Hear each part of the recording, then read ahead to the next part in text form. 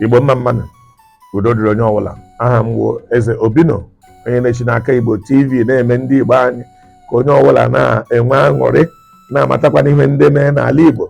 Abịara nta ka m kwupụta ihe na-adịrị mma na-eme ụmụ nwaanyị anyị ndị nọ na di, ndị ndom dịka ndị Mbaise si asụ ya. Ụmụ nwaanyị nọ na di ka unu si akpa agwa dị njọ. Achọrọ m ịkọwa dịka unu si eme ụmụaka unu. Ọ dịla too common na ụmụaka ugbu a anwụchala ọtọ mma. Ụmụ nwaanyị unu na-agba ọtọ n'ihu ụmụaka unu ndị obere. Unu na-anọ n'ihu ụmụaka unu oge unu na-ama mmanụ ahụ na bedroom unu. Oge unu ga-akpọ Chiamaka, Nkechi, Chidimma, Chizọba, Joseph, olee ebe ụnọ? Ngwa wetere m mvụvọ, wetere m mmanụ ahụ m. Mmanụ ahụ onye nọ dị onye nkụzi unu kwuru ka ete asị ụmụ nwaanyị chọrọ gị bịa, i were akwa chachiela azụ, ike gị ghere ọnụ, ị na-eme iyiwe pantị n'ihu gị ụmụ ma ekwuo ụmụ nwoke ndị ụfọdụ so ekwuo nwe ihe so ụmụ ha ụmụ adịghị dị dat corrupt, ụmụ eleweghị ụdị ihe ndị ụmụ emeweghị dị nke ụdị agwa ọjọọ ndị erure. Unu kwụsị ya. Asị ụfọdụ ndị bịara na ọfịs m na-agba m sị na even ụmụ nwaanyị ndị ụfọdụ ha nọrọ na batrum ebe a nọghị na-asa ahụ, ụmụaka ha ekọrọ ha aka esi mgbe ụmụ na anyụ mamịrị bịa nyụwa na mamịrị ha, nwaanyị sara ahụ. Nwa ya nwoke nọ 7-8 years ọ nwa ya nwaanyị nọ 4-5-7 years abịa enyo mamịrị ya si abata bịa bịa nyụọ mamịrị ya gbarakwa ọtọ, nwaanyị nyocha mamịrị ya afụọ. Ahụ chọrọ iwu a good mother. Unu mebiri ụmụaka ndị na obere, unu kọrọpt ụmụ ndị ihe ndị unu na-eme adụrụ mma. Ị ga na ebe ya mara mana ahụ, i were mana ahụ ya na-agbakwa nwa gị nwaanyị ahụ n'ihu ma nwa gị nwoke n'ihu andị gba ọtọ.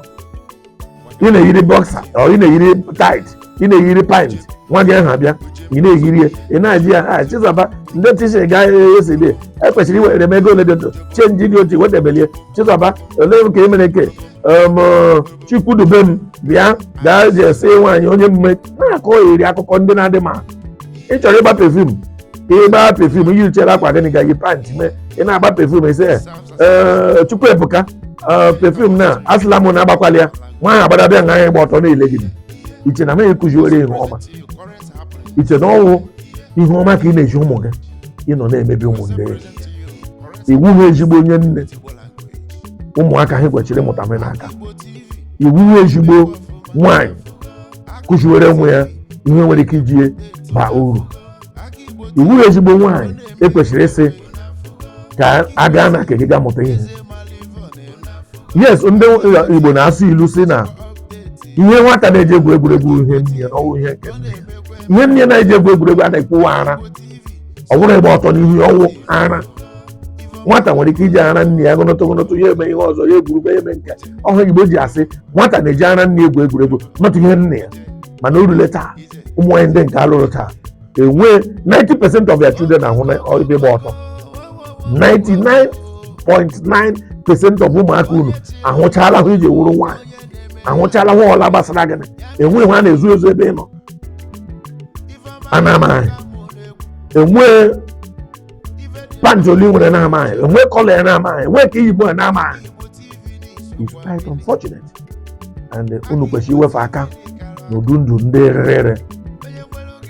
Ụmụ unu ha na-akụ aka n'ụmụ unu bata, unu enwe ike ịjụ ajụjụ sị mgbe ụmụ gị matasị na n'ụmụlọ ị nọ na ụmụlọ di gị nọ ụmụaka na-abata ikwesịrị ịkụ aka. Ị chọrọ ịba n'aka ebe ụmụaka gị adị, ikwesịkwara ịkụ aka. Kụziere na ụmụaka ndị a ha kwesịrị ịmụta ihe ndị a. Mgbe anyị nọrọ na primary school or elementary school, then a na-akpọ elementary school, a na-akụzi a na-akpọ moral instruction. Echere m ọ dịka ọ wụrụ every Monday nye anyị moral instruction, abịa na-akụziri anyị ụdị ihe ndị dị otu a. Ọ nwekwana ihe ọrụ dịrị nne na nna ịnọ na-akụziri ụmụ ha ịdị ihe ndị dị otu a. Iwepụta otu ụbọchị, ọ bụrụ ụbọchị Satọde ọ Sọnde, ụnụ lọta ụka, ị na-agba ụmụ gị na ha na-akọrị, ị na-eme ha na-amatabe ndị na-ekwechighị ihe matanị na ndị ekwechiri ihe matanị. E nwere ndị ọzọ a na-ekwechighị ịmata na skuul mana ekwesịghị ịmata ya n'ụlọ. Ịkụziri ihe n'ụlọ gị, ị meghị na-amata na ihe dị otu awụ ihe arụ, ihe dị otu ihe dị mma, ihe dị otu omume ya ọ dị mma. Asị m gbalịa site taa ụmụ nwaanyị anyị ụmụ nwaanyị Igbo lebawa n'anya n'ụdị ihe ndị anyị na-ekwu. Aka Igbo TV ebe ga-abịa ịmụta ihe dị mma, ụmụ ga-amụta ihe dị mma. Asị m udochianị gbalịa na-achị ya n'ime atụrụ m aka na-achị ya folo anyị tinyekwere ike na-amụta ihe ndị ọzọ. Udo dịrị nwoke dịrị nwaanyị.